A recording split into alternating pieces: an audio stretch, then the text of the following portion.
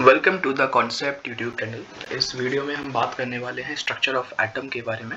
Class 9th chemistry का one of the most important chapters और class 11th में भी एक चैप्टर आता है इसी नाम से, तो आप समझ सकते हैं काफ़ी इंपॉर्टेंट है ये। और इस वीडियो में हम विद इन 30-20 मिनट्स इस चैप्टर को हम खत्म कर देंगे। कंप्लीट रिवीजन है, कोई पॉइंट मैंने मिस नहीं किया है। आपको इसे देखने के बाद सिर्फ और सिर्फ क्वेश्चन सॉल्व करने हैं और दोबारा इस चैप्टर को कॉपी से पढ़ने नहीं जाना है। सिर्फ वीडियो देखिए, क्वेश्चन सॉल्व कीजिए, इतना इनफ है। Let's start. देखिए, जॉन डाल्टन की एटॉमिक थ्योरी जब आई तो उन्होंने कहा कि एटम को हम इनडिविजिबल मानेंगे, उसे और छोटे पार्टिकल्स में डिवाइड नहीं करेंगे। पर बाद में कुछ साइंटिस्ट सामने आए लाइक ई गोल्डस्टीन, जे थॉमसन और जे चैडविक, जिन्होंने डिस्कवरीज की 3 सब एटॉमिक पार्टिकल्स की। इलेक्ट्रॉन की डिस्कवरी की थी जे थॉमसन ने, प्रोटॉन की डिस्कवरी की थी ई गोल्डस्टीन ने, और न्यूट्रॉन की स्टडी की थी किसने? जेम्स चैडविक ने। इन तीनों को हम बोलते हैं सब एटॉमिक पार्टिकल। थोड़ा सा और जानते हैं इनके बारे में। प्रोटॉन जो होता है इसका चार्ज होता है +1, charge of electron is -1 and charge of neutron is 0। कहाँ पाए जाते हैं? Proton and neutron both are found in nucleus. Electron is found in orbitals. Nucleus क्या है, ऑर्बिटल्स क्या है, बहुत डिटेल में पढ़ेंगे। अभी इतना याद रखिए, ये दोनों पाए जाते हैं न्यूक्लियस में and this one is found in orbital. Charge proton का +1, न्यूट्रॉन का 0, इलेक्ट्रॉन का -1। मास क्या है? अच्छा, इस एएमयू को पढ़ने से पहले एक बात और समझो। प्रोटॉन का जो एग्जैक्ट मास है वो है 1.673 इंटू 10⁻27 kg। इसी के जैसा कुछ मास है, एग्जैक्ट आप देखेंगे बिल्कुल आसपास ही है, मास ऑफ न्यूट्रॉन। इलेक्ट्रॉन का जो मास है वो काफी कम है and this is 9.11 into 10⁻31 kilogram. इसका मतलब ये है कि कुल मिलाकर 1838 गुना है न्यूट्रॉन का मास इलेक्ट्रॉन के मास से। देखो यहाँ लिखा हुआ है ना रिलेटिविटी। इसका मतलब क्या है? इसका मतलब है इलेक्ट्रॉन के मास का कितना टाइम्स है न्यूट्रॉन का मास, प्रोटॉन का मास। तो इलेक्ट्रॉन के मास से 1836 पॉइंट कुछ टाइम्स है प्रोटॉन का मास। तो इसीलिए हम इलेक्ट्रॉन के मास को यहाँ पर 0 इसलिए लिखा हुआ है क्योंकि रिलेटिवली बहुत छोटा मास है। 2000 के आसपास अगर 1 लिखा हो तो बहुत कम मानेंगे, आप उसे राउंड ऑफ कर देंगे, क्या बोलेंगे? 2000। इसीलिए मास ऑफ इलेक्ट्रॉन यहाँ पे लिखा है हमने 0, जबकि एएमयू का मतलब इस फिक्स्ड वैल्यू को जो यहाँ लिखी हुई है ना, दोनों वैल्यू सिमिलर ही तो है, ज्यादा तो नहीं है ना इनमें। इस वैल्यू को हम बोलते हैं एएमयू, एटॉमिक मास यूनिट, जिसका वैल्यू कितना होता है? यही 1.673 वाला वैल्यू, जैसे हम बोलते हैं एएमयू। तो यहाँ लिखा हुआ है mass of proton is 1 AMU, neutron is 1 AMU and electron बहुत कम है, इसलिए हमने यहाँ पे लिखा हुआ है कितना, देखो कितना कम है, इसलिए लिखा हुआ है इसको हमने 0। That's it. आगे देखते हैं। अब हम बात करें एक्सपेरिमेंट कुछ जो हुए थे इस चैप्टर में, दो देखने हैं हमें। एक देखना है कैनाल रे experiment and second one is cathode ray experiment. देखिए कैनाल रेस क्या होती है? कैनाल रेस एक्चुअली में होती है एनोड रेस, इनको हम कहते हैं, जो पॉजिटिवली चार्ज रेडिएशन होती है। कैसे बनती है? जब आप एक ऐसा ट्यूब लेते हैं जिसको आपने लाइक डिस्चार्ज ट्यूब लिया हुआ है। डिस्चार्ज ट्यूब होने का मतलब आपने उसको कंप्लीटली क्लीन आउट कर दिया है, उसमें कोई आपने एक गैस फिल कर दी है, प्लस यहाँ पर आप सामने लगा चुके हैं एक फ्लोरोसेंट स्क्रीन। फ्लोरोसेंट स्क्रीन किससे बनती है? याद रखिएगा, फॉस्फोर से बनती है। किससे बनती है? फॉस्फोर से बनती है। होता क्या है, जब आप आसपास 2 मेटल की शीट्स लगा देंगे जिन्हें हम इलेक्ट्रोड्स कहते हैं और यहाँ हाई वोल्टेज करंट पास कराएंगे, तो ऐसा करने पर एक डिस्टिंक्टिव कलर आपको देखने को मिलेगा स्क्रीन पर। क्यों दिखेगा कलर? कलर इसलिए दिखेगा क्योंकि कैनाल रेस प्रोड्यूस होना शुरू हो जाएंगी। कैनाल रेस क्या होती हैं? कैनाल रेस वो रेस होती हैं जो एनोड से बनती हैं, कैथोड तक जाती हैं। कैथोड रेस क्या होती है? Cathode rays same discharge tube आपने लिया है, कुछ भी चेंज नहीं किया है सेटअप में, सिर्फ इतना सा डिफरेंस है कि कैनाल रेस में जो ट्यूब आपने लिया है वो परफोरेटेड है, जबकि कैथोड रे एक्सपेरिमेंट में जो ट्यूब आपने लिया है वो ट्यूब परफोरेटेड नहीं है, वो नॉर्मल ट्यूब है। परफोरेटेड का मतलब होता है जिसमें आपने होल कर दिए हैं, छेद कर दिए हैं, और इसके अलावा कोई भी अंतर नहीं है। होता क्या है ना, जब आप इतना हाई वोल्टेज पास कराते हैं एक डिस्चार्ज ट्यूब से, उसमें एक गैस फिल है, तो वो गैस हो जाती है आयोनाइज, मतलब उस गैस में चार्ज आ जाता है, और वो गैस जब चार्ज हो जाती है और सामने जाते हुए उस स्क्रीन पर टकराती है, जैसे हम कह रहे हैं फ्लोरोसेंट स्क्रीन, नाम से ही क्लियर है, वो चमकेगी, लाइट करेगी, तो वो स्क्रीन लाइट करती है और यहाँ से पता लग जाता है कि कोई ना कोई रे पास हो रही है। इतना ही नहीं, कैनाल रेस कैसी हैं? पॉजिटिव हैं। कैथोड कैसी हैं? नेगेटिव हैं। पॉजिटिव अट्रैक्ट होगा नेगेटिव से, तो ये जाएंगी प्लस से माइनस, मतलब एनोड से कैथोड की तरफ। Anode means positive, cathode means negative. दोनों क्या है? मेटल के शीट्स होते हैं। एनोड एंड कैथोड बोथ क्या है? मेटल के शीट्स होते हैं। एनोड रेस उन्हें बोलते हैं जो एनोड से निकल रही हैं और जा रही हैं कहां तक? कैथोड तक। कैथोड रेस उन्हें बोलते हैं जो कहां से निकल रही है? कैथोड से जा रही है कहां तक? एनोड तक। क्योंकि वो नेगेटिव की है तो वो जाएंगी पॉजिटिव तक। That's it. समराइज कर लेते हैं। कैनाल एक्सपेरिमेंट किसने किया था? ई गोल्डस्टीन ने किया था। क्या होता है? पॉजिटिव रेस होती हैं जो एनोड से निकलती हैं, कैथोड तक जाती हैं। हमने सामने लगा दी है एक स्क्रीन जो फॉस्फोर से बनती है। जैसे ही बीम टकराएगी, रेस टकराएंगी, तो वो लाइट अप करेगी। हमें चल जाएगा पता कि यहाँ पे रेस पास हो रही है। कैनाल रेस हो गया। कैथोड रेस क्या है? जो नेगेटिव से निकलेंगी, यानी कि कैथोड से निकलेंगी, जाएंगी कहाँ तक? पॉजिटिव तक। इनका नेचर कैसा होता है? नेचर होता है इनका नेगेटिवली चार्ज, क्योंकि इनमें क्या होते हैं? इलेक्ट्रॉन्स होते हैं। कैनाल में क्या होते हैं? पॉजिटिव चार्ज होता है।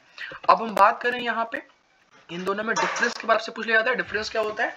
पहला डिफरेंस, कैथोड तो आपको पता है नेगेटिव है, कैनाल क्या है? पॉजिटिव है। कैथोड वाले में हम यूज करते हैं नॉर्मल ट्यूब का, जबकि हम एनोड में यूज करते हैं परफोरेटेड ट्यूब का। इतना आपको याद रखना है। दोनों में जो चार्ज होता है, कैथोड में और एनोड में, चार्ज इक्वल रहता है मैग्नीट्यूड में पार्टिकल्स का, लेकिन बस अपोजिट रहता है as the sign of electron, क्योंकि इलेक्ट्रॉन क्या है? नेगेटिव है, कैनाल क्या है? पॉजिटिव है। सिर्फ इतना सा डिफरेंस है, पॉजिटिव एंड नेगेटिव का डिफरेंस है। बाकी पूरी रेस सिमिलर है। कैनाल रेस आप ऐसे याद रखिएगा, जो कैथोड की रेस से उल्टा दिशा में घूम रही है। कैथोड रेस जा रही है कैथोड से एनोड, कैनाल जा रही है एनोड से कैथोड। इतना सा डिफरेंस है। बाकी दोनों मैग्नीट्यूड वगैरह सेम है, चार्ज भी सेम है, बस अपोजिट साइन का अंतर है। इतना आई होप क्लियर हो गया होगा।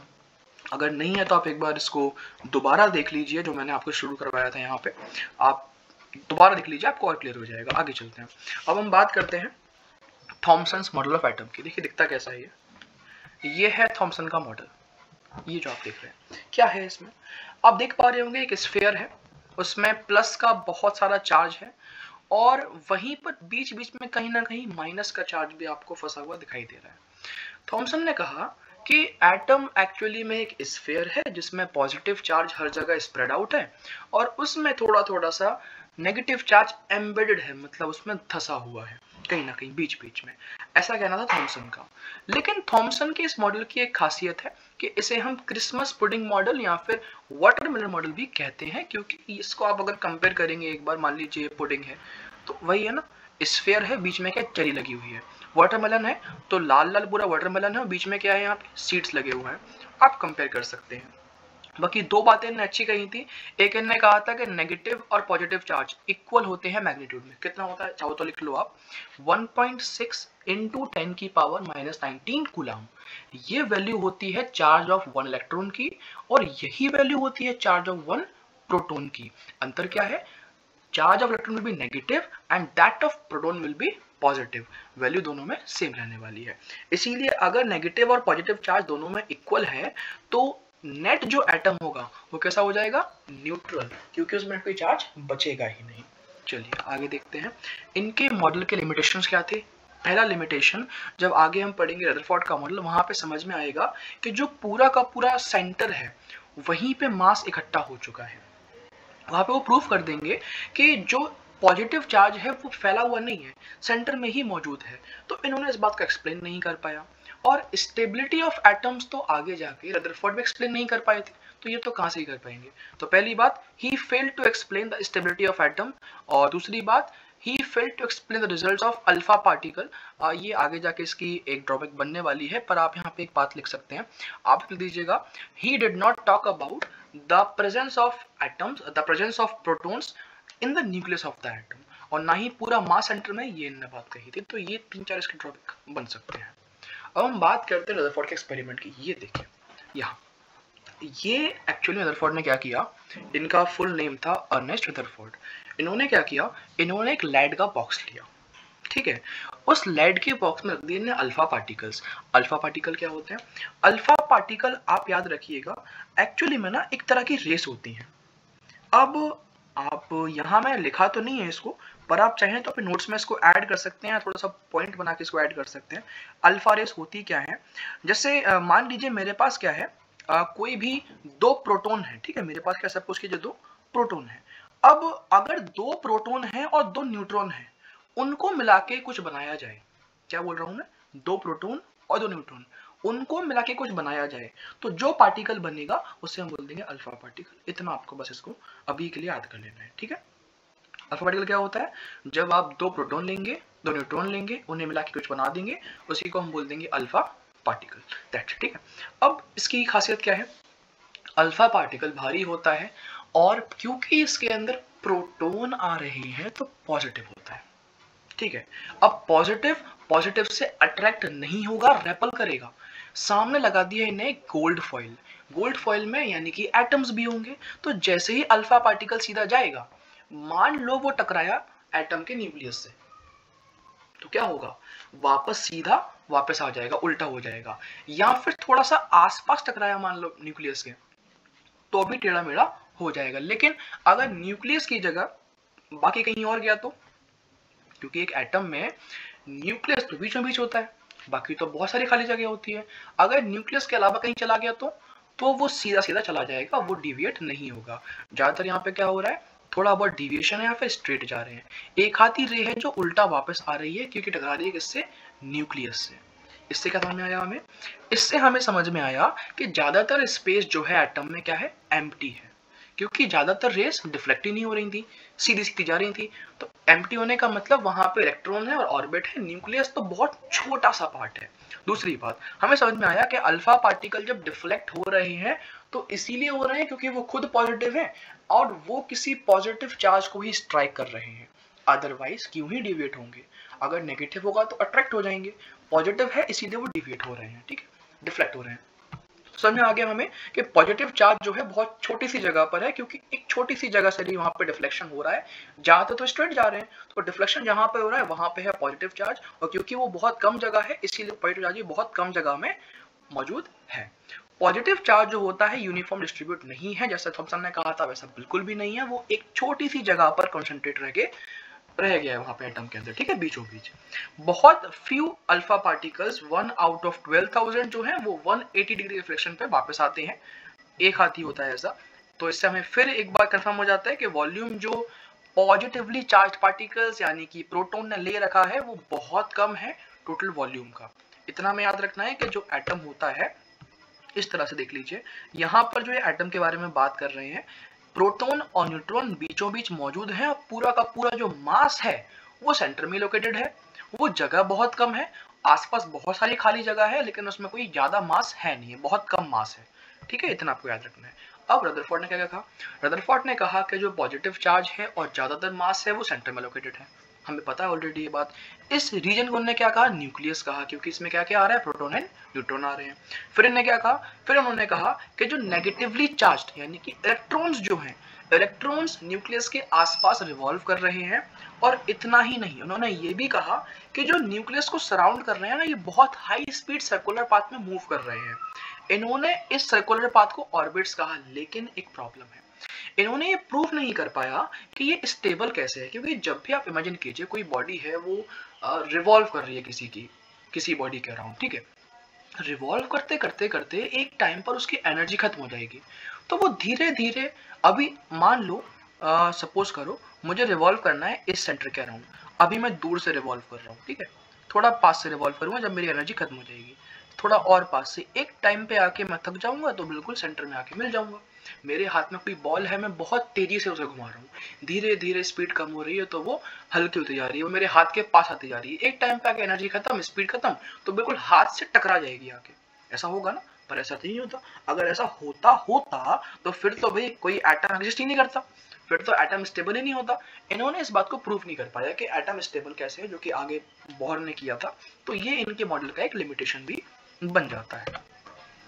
ये इनके लिमिटेशंस हैं। सबसे पहली बात कि इन्होंने क्या क्या नहीं बता पाया, कि इनका जो लॉ था वो मैक्सवेल थ्योरी आपको सिलेबस का पार्ट नहीं है, आपको ये नहीं पढ़ना है, आप बस इतना याद रखिएगा कि इन्होंने स्टेबिलिटी ऑफ एटम को एक्सप्लेन नहीं किया था, इतना आपको याद रखना है, ठीक है। दूसरा चलो इसको पढ़ लो एक बार, कोई दिक्कत नहीं है। मैक्सवेल ने क्या कहा था, मैक्सवेल ने कहा था कि जो चार्ज पार्टिकल्स एक्सेलरेशन में है वो इलेक्ट्रोमैग्नेटिक रेडिएशन प्रोड्यूस करते हैं, ठीक है। और इसी वजह से जो इलेक्ट्रॉन न्यूक्लियस के अराउंड रिवॉल्व करते हैं वो भी क्या करेंगे, वो भी तो चार्ज है, वो भी प्रोड्यूस करेंगे क्या, इलेक्ट्रोमैग्नेटिक रेडिएशन, और इससे जो एनर्जी बनेगी उससे वो मोशन करेंगे। लेकिन इसी एनर्जी के खत्म होते होते क्या होगा, वो कोलैप्स कर जाएंगे, पर कोलैप्स तो नहीं करते। तो इसी बात को इन्होंने प्रूव नहीं कर पाया था, मैक्सवेल थ्योरी के ये अगेंस्ट नहीं जा पाए थे। थ्योरी वो भी गलत नहीं थी, थ्योरी इनकी भी गलत नहीं थी, लेकिन ये प्रूव नहीं कर पाए थे कि इसमें कुछ और डिफरेंट है। क्या डिफरेंट है आगे हम जानेंगे इसमें। दूसरी बात, इन्होंने कुछ भी नहीं कहा था इलेक्ट्रॉन के अरेंजमेंट के बारे में कि कुछ शेल्स भी होती हैं क्या, पहले शेल में 2 इलेक्ट्रॉन आते हैं, दूसरे में 8 आते हैं, तीसरे में 8, 18 जो भी आते हैं, कैसे आते हैं, कितने आते हैं, ऐसा हमने कुछ भी नहीं कहा था, तो ये भी इनका ड्रॉबैक है। तीसरा, बस ये अच्छा है कि इन्होंने एक बेस तैयार कर दिया था फ्यूचर के लिए, क्वांटम मैकेनिकल मॉडल के लिए, जो कि आज की तारीख में सबसे ज्यादा यूजफुल मॉडल है। कौन सा, क्वांटम मैकेनिकल मॉडल। चलिए अब हम बात करते हैं बोहर्स मॉडल की। क्या है भाई, ये सामने जो आप दिख रहे हैं इसे हम कहते हैं बोहर्स मॉडल। इसमें बीचों बीच पॉजिटिवली चार्ज न्यूक्लियस है जिसमें प्रोटॉन है और न्यूट्रॉन है। अब ये देखिए, ये पहला है KLMN। क्या है ये, बोहर ने कहा कि एक्चुअली में एटम के न्यूक्लियस के अराउंड बहुत सारे सर्कुलर शेल्स हैं, जिन्हें हम ऑर्बिट्स कह रहे हैं या शेल्स कह रहे हैं या फिर एनर्जी लेवल्स कह रहे हैं। खासियत क्या है इनकी, इनकी खासियत ये है कि इनमें एनर्जी कभी खत्म नहीं होती है, जितनी एनर्जी है उतनी ही रहती है, और ये वर्क करते हैं on the principle of quantum number, जो कि हम आगे समझेंगे। अभी क्वांटम नंबर डिटेल में नहीं पढ़ने वाले, चैप्टर का पार्ट नहीं है हमारा। तो आप इतना याद रखिएगा कि हर एक शेल की एक फिक्स्ड एनर्जी होती है और उसी एनर्जी के हिसाब से इलेक्ट्रॉन क्या है, रिवॉल्व करते हैं। जिस इलेक्ट्रॉन की जितनी ज्यादा एनर्जी होगी वो उतने हाई एनर्जी वाले यानी कि उतने हाई नंबर वाले शेल में रिवॉल्व करेगा, 1 2 3 4 में करता जाएगा। कोई इलेक्ट्रॉन अगर 1 वाले में है, सपोज करूं, उसको बहुत सारी एनर्जी मिल जाए, वो क्या हो जाए, आयोनाइज हो जाए, तो वो शिफ्ट कर जाएगा 1 से 2 में, उसकी एनर्जी फिर से बढ़ जाए, चला जाएगा 2 से 3 में, उसकी एनर्जी और बढ़ चला जाएगा कहां से, 3 से 4 में। तो एनर्जी बढ़ती जाएगी तो शेल का नंबर भी बढ़ता जाएगा।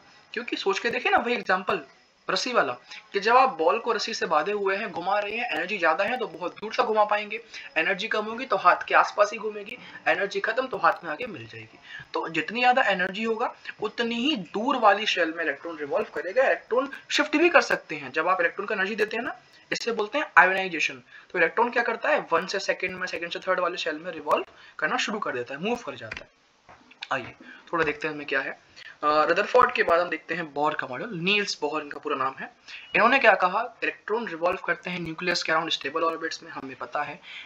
रेडिएंट एनर्जी यानी कि एनर्जी को रेडिएट नहीं करते हैं, एनर्जी खत्म नहीं होती है। यहाँ पे हर ऑर्बिट का एक फिक्स एनर्जी होता है, K में कम, L में और ज्यादा, M में और ज्यादा, N में एनर्जी और ज्यादा होता है।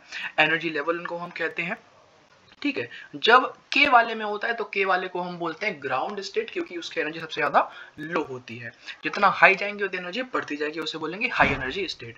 जब कोई एटम हाई एनर्जी लेवल से लो एनर्जी लेवल में आता है तब ही एनर्जी खर्च होती है, अदरवाइज एनर्जी खर्च नहीं होती है। लेकिन जब वो एनर्जी एब्जॉर्ब करता है तो वो ट्रेवल कर जाता है लो से हाई। सिंपल सी बात है, मान लो वो K वाले में है, मैंने एनर्जी चला जाएगा L वाले में, और मान लो L वाले में मैंने एनर्जी उससे ले लिया तो वो चला जाएगा वापस से K वाले में। सिंपल सा ये कॉन्सेप्ट है, इन्होंने ये बता दिया। ये मॉडल आपको पता है। अब वैलेंसी क्या है, वैलेंसी का मतलब होता है आउटर मोस्ट शेल में कितने इलेक्ट्रॉन्स प्रेजेंट हैं। मान लीजिए मैं बात करता हूँ, सपोज कीजिए मैग्नीशियम की, आप साथ में चाहें तो इसे ड्रॉ भी कर सकते हैं, वीडियो को पॉज करके आप कॉपी निकाल के इसे ड्रॉ भी कर सकते हैं, खुद से ट्राई कर सकते हैं। मान लीजिए मैं बात किया है मैग्नीशियम का। मैग्नीशियम अगर आपको पता है तो बहुत अच्छी बात है, इसका एटॉमिक नंबर 12 होता है, यानी कि इसमें होते हैं 12 इलेक्ट्रॉन्स। न्यूक्लियस में होंगे 12 प्रोटॉन 12 न्यूट्रॉन, उनकी हम बात नहीं कर रहे हैं, हम बात कर रहे हैं आसपास के शेल्स की। अब पहले वाले शेल में क्या होता है, सिर्फ और सिर्फ 2 ही इलेक्ट्रॉन बनते हैं, दूसरे वाले में 8 बन सकते हैं, तीसरे वाले में 18 बन सकते हैं। कैसे फाइंड करते हैं, एक छोटा सा फॉर्मूला होता है, फॉर्मूला होता है 2n²। लिख लो, K वाले शेल का मतलब फर्स्ट नंबर का शेल, L का मतलब सेकंड नंबर का शेल, M का मतलब थर्ड नंबर का शेल, N का मतलब फोर्थ नंबर का शेल। कौन से नंबर के शेल में कितने इलेक्ट्रॉन्स आते हैं या फाइंड कर सकते हैं by the help of 2n²। ठीक है, 2n²। तो n की जगह मैंने 1 पुट कर दिया तो 2 × 1 का स्क्वायर 2 हो गया, n की जगह 2 पुट कर दिया 2 × 2 का स्क्वायर 8 हो गया। n की जगह 3 पुट कर दिया, 2 इंटू 3 का स्क्वायर 2 इंटू 9 18 हो गया। तो इस तरह से आप किस वाले शेल में कितने मैक्सिमम इलेक्ट्रॉन्स आ सकते हैं वो आप फाइंड कर सकते हैं। वैलेंसी बात है वापस से, तो वैलेंसी का मतलब कितनी कंबाइनिंग कैपेसिटी है उस एटम की। बात करें तो मैग्नीशियम की, तो मैग्नीशियम में पहले शेल में आ जाएंगे 2 आते हैं ना, एल में आ जाएंगे 8, 2 और 8 कितने हो गए 10 हो गए, 2 बचे हैं, लास्ट में आएंगे 2। अब लास्ट में आएंगे 2, इसका मतलब 2 इलेक्ट्रॉन उसके पास एक्स्ट्रा हैं, तो वो 2 को लूज कर देगा ताकि वो लास्ट वाली शेल को कंप्लीट मान सके। कंप्लीट का मतलब सेकंड वाली में 8 आ सकते हैं, 8 ऑलरेडी भरे हुए हैं तो वो कंप्लीट है, मतलब स्टेबल है, तो वो एक्स्ट्रा 2 को क्या कर देगा लूज कर देगा। इतना सा ये कॉन्सेप्ट है, ठीक है। अब मान लो यहाँ पे कोई एटम ऐसा है जिसके लास्ट वाले शेल में 1, 2 या 3 बचते हैं, तो याद रखना वो लूज करता है, उसकी वैलेंसी मतलब वो लूज करेगा, चार्ज पे कैसा जाएगा, चार्ज प्लस का आ जाएगा। और अगर किसी एटम के लास्ट वाले शेल में 5, 6, 7 बचते हैं इलेक्ट्रॉन, तो वो 5 को 8 करने के लिए 3 गेन कर लेगा, 6 को 8 करने के लिए 2 गेन कर लेगा और 7 को 8 करने के लिए 1 गेन कर लेगा। अगर वो 3 गेन करेगा तो चार्ज आएगा नेगेटिव का 3, अगर वो 2 गेन करे चार्ज आएगा नेगेटिव का 2 और 1 गेन करे चार्ज आएगा नेगेटिव का 1। इतना आपको याद रखना है इसमें, ठीक है। ओके, नेक्स्ट अगर हम बात करें यहाँ पे वैलेंसी 0 किसकी होती है, तो अगर कोई एटम ऐसा है जिसके outer most shell completely filled हो गई है, उसे हम बोलते हैं वैलेंसी 0 होना। एग्जांपल के लिए हम बात कर सकते हैं नियोन का एटॉमिक नंबर 10 होता है, तो 2,8 शेल फुल हो गए हैं, कोई जरूरत नहीं उसको ना लेना ना देना, कुछ भी नहीं करना उसको। अगर हम बात करें आर्गन का, तो आर्गन में क्या है, आर्गन में 18 एटॉमिक नंबर है, मतलब 288, अगेन शेल कंप्लीटली फिल्ड है, नो एक्सचेंज, कोई लेन देन नहीं होगा, अपने आप में मस्त है वो, ठीक है, स्टेबल है। अब हम बात करते हैं एटॉमिक नंबर का। एटॉमिक नंबर बहुत सिंपल है, किसी भी एटम में कितने प्रोटॉन्स आ रहे हैं या फिर कितने इलेक्ट्रॉन्स आ रहे हैं उसे हम बोलते हैं एटॉमिक नंबर। लेकिन मैं अगर बात करूं एटम की तो ही डेफिनेशन सही होगा, अदरवाइज अगर मैं आयन पे आता हूं, आयन क्या है आपने चैप्टर 3 में पढ़ा हुआ है, आयंस उन्हें कहते हैं जो इलेक्ट्रॉन को लूज या गेन करते हैं। तो जब मैं बात करूंगा आयंस की तो वहां पर मैं सिर्फ यही कहूंगा कि नंबर ऑफ प्रोटॉन्स जो है वही एटॉमिक नंबर है। अगेन आई रिपीट, आयंस के केस में मैं नंबर ऑफ प्रोटॉन्स या फिर नंबर ऑफ इलेक्ट्रॉन नहीं बोल पाऊंगा, क्योंकि नंबर ऑफ इलेक्ट्रॉन वहां पे चेंज हो चुका है, या तो उसने लूज कर दिया इलेक्ट्रॉन तो कम हो गए हैं, या गेन किए हैं तो वो बढ़ गए हैं। वहां पर मुझे सिर्फ और सिर्फ नंबर ऑफ प्रोटॉन्स ही बोलना पड़ेगा। अब हम बात करते हैं मास नंबर की। मास नंबर क्या है, बहुत सिंपल, जितना भी प्रोटॉन्स हैं जितना भी न्यूट्रॉन्स हैं दोनों के नंबर को ऐड कर दीजिए, आपको मिल जाएगा मास नंबर। प्रोटॉन्स और न्यूट्रॉन्स के मास नंबर को मिला के जो नंबर बनता है उससे हम बोलते हैं न्यूक्लियन। क्या बोलते हैं उसको, न्यूक्लियन, ठीक है। ये बहुत इंपॉर्टेंट है, ठीक है, इंपॉर्टेंट मतलब ये आप याद कर लीजिए बहुत अच्छी तरह से, क्योंकि एग्जाम में जो भी सवाल बनेंगे एटॉमिक नंबर पे, मास नंबर पे, वो इन्हीं 20 में से बनने वाले हैं ज्यादातर मुझे लगता है, क्योंकि एक हाथ ही ऐसा होगा आयरन, मरकरी, जिनके सिंबल आपको याद करने पड़ेंगे जो कि थोड़े ज्यादा इंपॉर्टेंट है। जो इन 20 से बाहर हैं वो आप देख लीजिएगा बुक से, बाकी ये 20 मेन है जो आपको अच्छे से याद कर लेने हैं। ये इनका मास है, EMU छोड़ दीजिए, सिर्फ नंबर के लिए, नंबर कितना है इसका 1, 4, 7, 9 ये सब। वैलेंसी आपको दी गई है यहाँ पे, अच्छे साथ करनी है इनको। खैर वैलेंसी आप निकाल भी सकते हैं, मैं बता दिया कैसे। अगर बाहर वाले में 1, 2, 3 है तो वैलेंसी वही हो जाएगी 1, 2, 3। अगर बाहर वाले में 5, 6, 7 है तो 5 को माइनस कर दो, 8 में से 3 बचेगा, वैलेंसी 3। 6 को माइनस कर 8 में 2 बचेगा, वैलेंसी 2। अगर लास्ट वाले शेल में 7 इलेक्ट्रॉन्स आ रहे हैं तो 8 माइनस में बचेगा 1, वैलेंसी क्या हो गई, 1 हो गई। अगर फुल 8 है तो 8 माइनस 8 वैलेंसी 0 हो गई, और 4 है तो 8 माइनस 4 वैलेंसी वापस से 4 हो गई। इतना आपको याद रखना है, ठीक है। तो दैट्स इट, यहाँ पर हमने पढ़ लिया इसका सिंबल। अब हाँ ये देखिए, ये सवाल एग्जाम में काफी पूछते हैं, एप्लीकेशन आइसोटोप्स क्या होती हैं पूछते हैं, पर समझते हैं होता क्या है। देखो आइसोटोप्स का मतलब क्या है, दो एटम, आई रिपीट, दो एटम या दो से ज्यादा एटम, ठीक है, पहली बात। दूसरी बात, उन दो या तीनों एटम में नंबर ऑफ प्रोटॉन्स सेम। ये देखो number of protons same, hydrogen के तीनों एटम है ये, और तीनों में एक एक प्रोटॉन ही आ रहा है, क्योंकि वही हाइड्रोजन का एटॉमिक नंबर होता है। बहुत अच्छी बात है। लेकिन पहले वाले में नंबर ऑफ न्यूट्रॉन 0, दूसरे वाले में नंबर ऑफ न्यूट्रॉन 1 और तीसरे वाले में नंबर ऑफ न्यूट्रॉन 2। देखिए इसका मास 1, 1 + 1 मास 2, 1 + 2 मास 3। ये क्या है, ये ऐसा है कि आइसोटोप्स में एटॉमिक नंबर सेम रहता है, मतलब एटम तो सेम रहता है, एटम तीनों हाइड्रोजन ही है, लेकिन नंबर ऑफ न्यूट्रॉन डिफरेंट होने की वजह से जो मास नंबर है वो तीनों में हो जाता है डिफरेंट। और अगर मास नंबर डिफरेंट हो जाएगा तो फिर हम इस केस को बोलेंगे आइसोटोप का फॉर्मेशन हो गया है। क्या हो रहा है, again I repeat, number of proton सब में सेम रहेगा लेकिन नंबर ऑफ न्यूट्रॉन डिफरेंट होगा, जिसकी वजह से मास नंबर डिफरेंट होगा और इसीलिए इसको हम बोल देंगे आइसोटोप। अब ये आप याद रखिएगा, हाइड्रोजन के 2 वाले मास को बोलते हैं ड्यूटेरियम, 3 वाले को बोलते हैं ट्राइटियम। ठीक है, इनकी एप्लीकेशंस क्या क्या हैं, अब बहुत सारे यहाँ पे लिखे हुए हैं, आपको सारे याद तो नहीं करने हैं, जो मैं बता रहा हूँ वो याद कर लेने हैं। Cobalt 60 used in radiation therapy to prevent cancer. Iodine 131, ये जो नंबर लिखा है ना 131, इसका मास है। 60 क्या है, इसका मास है। Iodine 131, it is used in locating brain tumours, monitor cardiac, liver and thyroid activity. Carbon 14 काफी इंपॉर्टेंट है, यूज किया जाता है इसका मेटाबॉलिज्म प्लस कार्बन डेटिंग में, है ना। कोई मान लो ऐसा सब्सटेंस में मिला है जो बहुत पुराना है, उसका यूज करते हैं हम कार्बन डेटिंग में बहुत ज्यादा। उसके बाद सोडियम इतना इंपॉर्टेंट नहीं है, यहाँ देखिए ये वाला यूरेनियम काफी इंपॉर्टेंट है। It is used in nuclear power plant और इसका सबसे ज्यादा यूज होता है न्यूक्लियर फ्यूल्स जनरेट करने में, है ना, न्यूक्लियर एनर्जी का यूज करने में इसका यूज करते हैं। U-235 का काफी ज्यादा इंपॉर्टेंट है, तो आप याद रखिएगा ये वाला, कोबाल्ट वाला, आयोडीन वाला, कार्बन वाला और ये यूरेनियम वाला, 4 तो बहुत इंपॉर्टेंट याद कर लेने आप। ओके, आइसोबार्स क्या है, आइसोबार्स कुछ नहीं है, बहुत सिंपल है। आप जब 2 ऐसे एटम्स की बात करेंगे जिनका एटॉमिक नंबर सेम नहीं है, पीछे क्या था, पीछे ये था कि एटॉमिक नंबर सेम है, मास नंबर डिफरेंट है। यहाँ उल्टा कर दो, यहाँ उल्टा कर दो, मास नंबर सेम है, एटॉमिक नंबर डिफरेंट है। क्या, मास नंबर सेम है, एटॉमिक नंबर डिफरेंट है। आर्गन देखो, आर्गन का ऐसा है कि 18 एटॉमिक नंबर है, 18 प्रोटॉन है, 22 न्यूट्रॉन है, मास हो गया 40। Very good. अगर हम बात करें पोटेशियम का, पोटेशियम में क्या है, यहाँ जो मास नंबर है वो 40 क्यों हो गया है, क्योंकि 19 आ रहे हैं प्रोटॉन और 21 आ रहे हैं न्यूट्रॉन। यहाँ कैल्शियम की बात करें, इसमें क्या है, 20 आ रहे हैं प्रोटॉन, 20 आ रहे हैं न्यूट्रॉन, कितना मास हो गया, 40 हो गया। इससे हमें क्या समझ में आया, इससे हमें क्लियर हो गया कि आइसोटोप जो थे उनमें ऐसा था कि सेम एटॉमिक नंबर था बट डिफरेंट मास नंबर था, because number of neutron was different. यहाँ दोनों ही डिफरेंट है, नंबर ऑफ न्यूट्रॉन भी सब में डिफरेंट है, नंबर ऑफ प्रोटॉन भी सब में डिफरेंट है। ठीक है, और यहाँ पे क्या है, एटॉमिक नंबर सबका डिफरेंट है बट मास नंबर सेम हो गया। इनके एप्लीकेशन आपको याद करने की जरूरत वैसे तो नहीं है, लेकिन ऑस्ट्रेलिया में है भी, तो उसको छोड़ दीजिए आप। एक छोटा सा टर्म यहाँ पे मैंने ऐड नहीं किया है, आप चाहे तो उसको याद कर सकते हैं। एक टर्म होता है आइसोटोन, ISOTONES, आइसोटोन।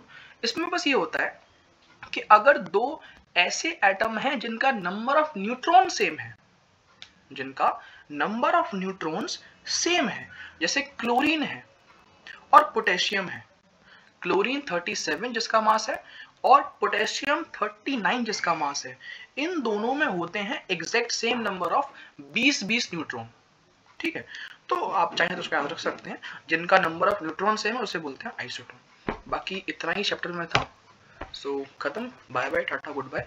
इसको रिवाइज कर लीजिए और जो भी आपको मैंने टेस्ट अभी तक करवाए हैं उस टेस्ट को आप देखिए, जितने भी टेस्ट आपके हुए हैं उन सभी के क्वेश्चंस को एक अलग कॉपी में आप लिख लीजिएगा, पहली बात, ठीक है। और अभी तक इस चैप्टर के जितने भी टेस्ट लिए गए हैं सभी सवालों को आप एक बार खुद से आप सॉल्व करने जाइए। इस वीडियो को आपने देख लिया, याद हो गया, रिवाइज हो गया होगा, एक बार दोबारा देख लो अगर कुछ रह गया है तो, और उसके बाद फिर आप जाओ वो टेस्ट लगाने, फिर वहां देखो क्या आपको सवाल समझ में नहीं आ रहे हैं। जो सवाल समझ में नहीं आ रहे हैं वो आप कोचिंग पे आके मुझसे शाम को पूछ लीजिएगा। यही बस मुझे बोलना था। बाकी अच्छा लगे तो आप अपने स्कूल के फ्रेंड्स के साथ इस वीडियो को शेयर भी कर सकते हैं, थोड़ा बहुत बताइए उन्हें भी, है ना, वही पढ़ने बेचारे। चलिए, तो जितना हो सके आप पढ़ाई में मन लगाइए क्योंकि एग्जाम्स आ गए हैं।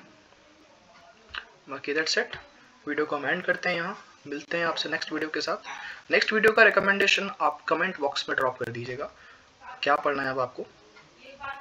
वैसे ये पहला वीडियो है मेरा, तो थोड़ा सा मैंने, हो सकता है कुछ गलतियाँ भी इसमें की हों, थोड़ा सा लाइक, क्योंकि मैं नया हूँ यूट्यूब पर अभी, तो एनिमेशन वगैरह मुझे उतना इसका आइडिया नहीं है, लेकिन जितना समय मुझे होता जाएगा तो डेफिनेटली मैं वीडियो क्वालिटी में, एनिमेशन क्वालिटी में और इम्प्रूवमेंट आने की कोशिश करूँगा आपके लिए। जस्ट कीप सपोर्टिंग, ताकि मैं भी मोटिवेटेड रहूँ और नए नए वीडियोस आपके लिए आते रहें। लाइक, शेयर, सब्सक्राइब, कमेंट सब करो, अच्छा लगे तो। बाकी शेयर की उम्मीद मुझे कम है आप लोगों से, शेयर आप करते नहीं है, लाइक तो कर दोगे। चलिए ठीक है, शेयर भी कर देना वैसे, humble request. Tata bye bye, good bye.